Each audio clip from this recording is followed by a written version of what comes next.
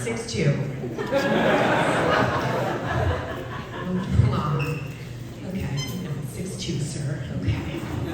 Someone told me the other day that I look like what would happen if Larry Bird and Amy Schumer reproduced.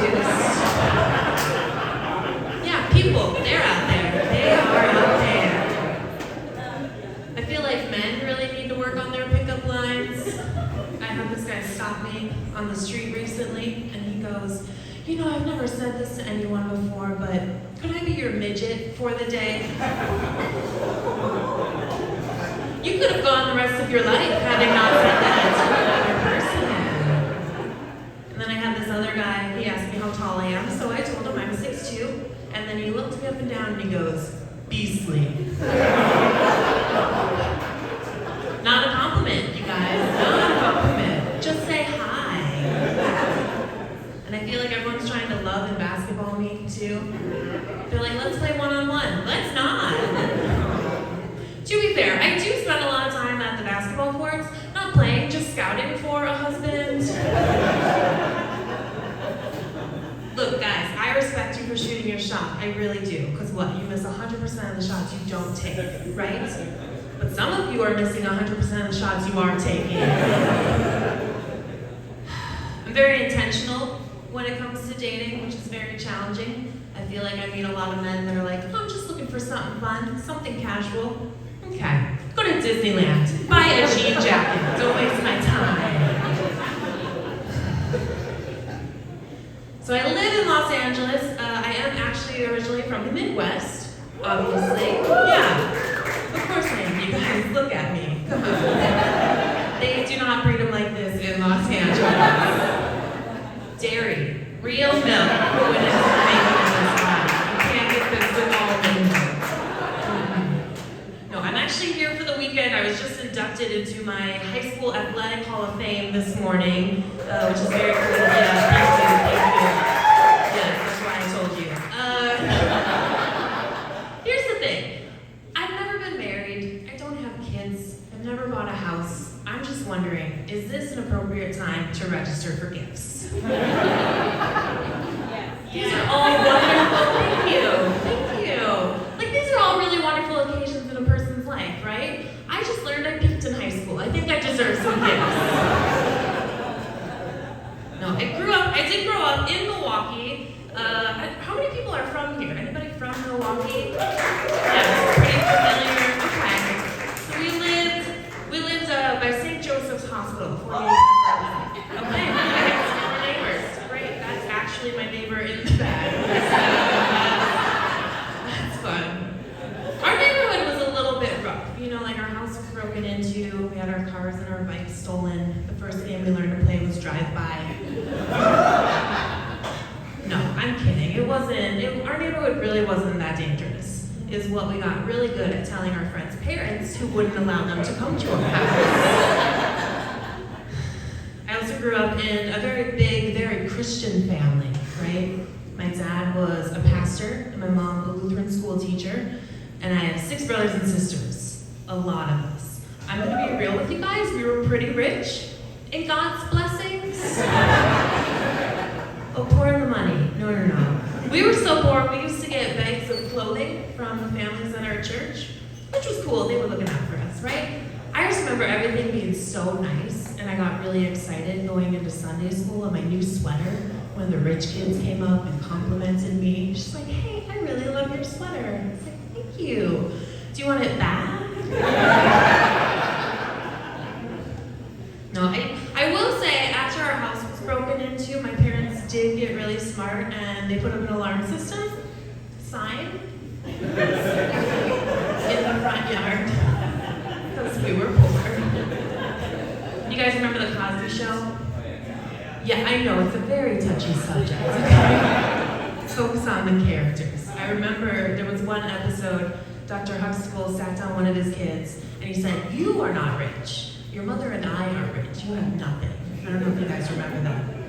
I always wish my dad would have done something like that with us. Just sat us all down and said, you are not poor. Your mother and I are poor. You have everything. Any single moms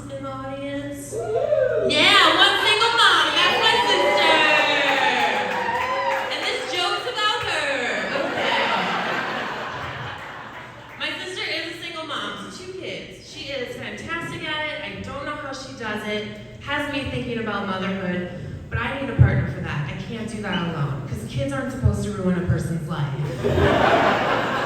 They're supposed to ruin two people's lives. I'm staying with a cousin of mine. She has two boys as well, and I was coming upstairs from the basement one morning, because that's where I sleep, and I was greeted at the top of the stairs by her 4-year-old, and he goes, "Why do you always make a smoothie in the morning when you wake up?"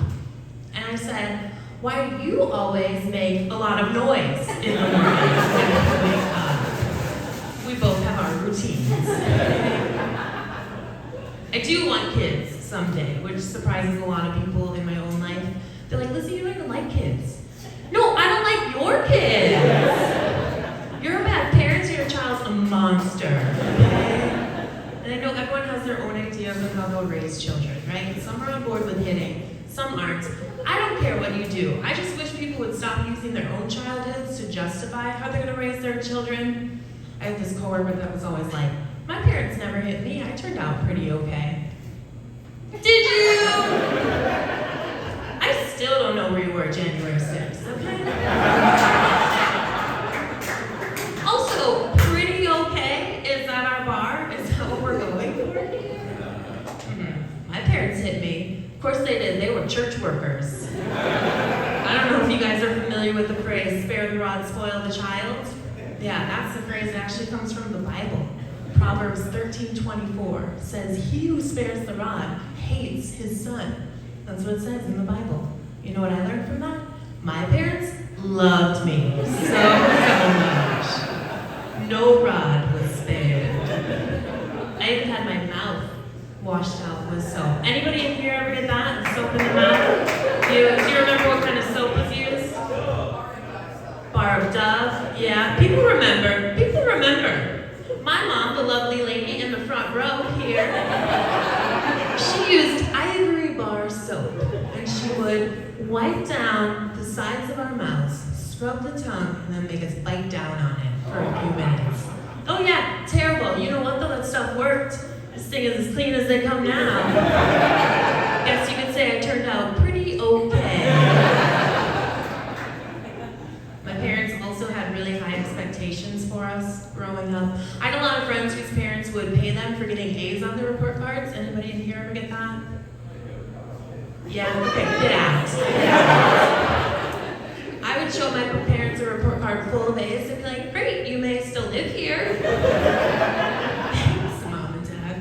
I feel like it's carried over into my personal life though, a little bit. I have really high expectations for other people, and men in particular, right? I'm 34, I'm single, and I do think a lot of it has to do with the fact that I set the bar really high. The bar's like right here. I'm kidding. Oh, short men get so upset that nobody wants to date them. Look, I can assure you that is not always the case. Like for me, most of the times, I just don't see them. It's not at my eye level. Hear me out, you guys. I think we need height sections in dating, okay? Hear me out.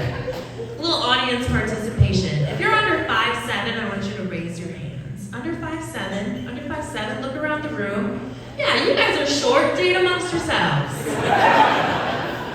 5'7" to 5'11", put them up. Yep, there you go, look around. You guys are average, date other average people. 6 feet and above, you are tall, please come to me, okay? I'm out here trying to breed some athletes. I have a friend who's always raving about dating short men. She's so proud of herself, too. She's like, "I love dating short men. They're so much fun. My ex, he's 5'4", I'm a hero." You're 5'6".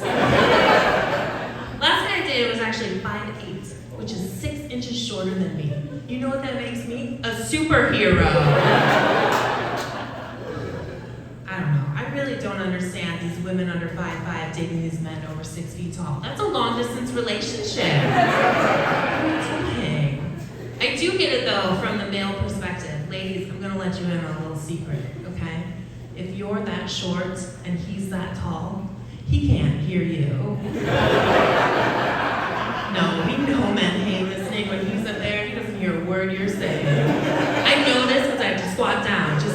short friends. It's true. I have an airplane to get on my way home next week. Airplanes are really hard for me as a tall person. Who in here is ever comfortable on an airplane? Nobody, right? Yeah, they're awful. I don't know if you guys know this though. They charge, most airlines charge an extra $90 to sit in the exit row with extra legroom. $90. I'm sorry, extra legroom seats should be free for those of us with extra leg. Okay? Even my luggage gets better treatment than I do. If it doesn't fit in the overhead bin, they offer to check it for free. But when I don't fit in my seat, nobody offers me anything for free. First they charge me $90, but then on top of that, they require a verbal yes that I am ready, able, and willing to assist the entire plane in the event of a crash landing.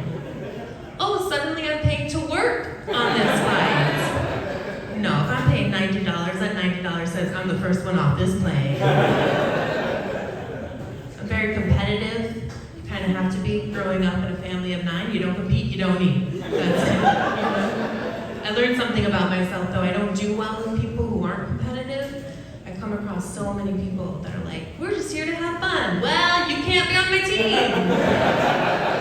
You guys know what's fun? Winning. Winning is fun. Some of my friends get really upset with me, though, because I won't play certain sports with them, and I'm like, well, be better. You're not very good.